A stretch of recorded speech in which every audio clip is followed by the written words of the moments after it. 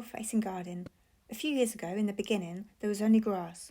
I made a flower bed mostly filled with annuals and sowed a new lawn. It looked amazing in the summer for a couple of years. I even grew some sweet corn, and hyacinth flowers returned in the spring. But in the winter, the bed was void of life. A new fence meant the flower bed was cleared and the lawn was trampled on. I made a new plan for the flower bed to include more permanent plants and also some foliage in the winter. Rather than sticking to shade-loving plants like ferns and hostas, I'm testing the limits of what can grow here.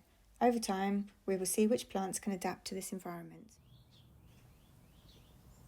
I've been thinking for a long time that I would like to have a pond in the garden. I was worried it would attract the rat, but now I decided to give it a go anyway. I bought this insect pond kit from the Thompson & Morgan website. I chose this plastic bowl option, which is supposed to have a marble effect. The effect is not very good, but I'm not too worried about this for now. From the local garden centre, I bought a selection of large rocks. These will go on one side of the pond, building up from the ground to the edge. Of course, the cat had to get in the bowl. I was surprised that he didn't jump out when I lifted it. I haven't done any preparation for this. I had a little bit of pea shingle left and used that as a base to help level the bowl.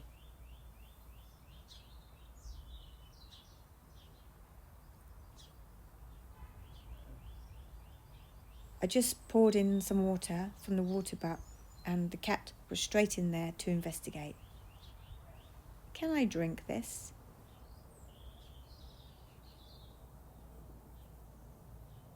No, too awkward. In the kit there is the planting pot, some gravel, bare root plants and some soil.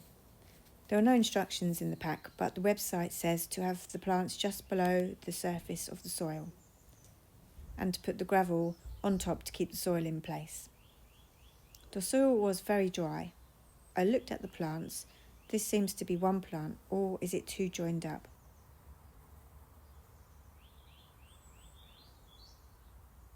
This is definitely a different plant. I had to take some soil out to make a deeper hole to fit the plants.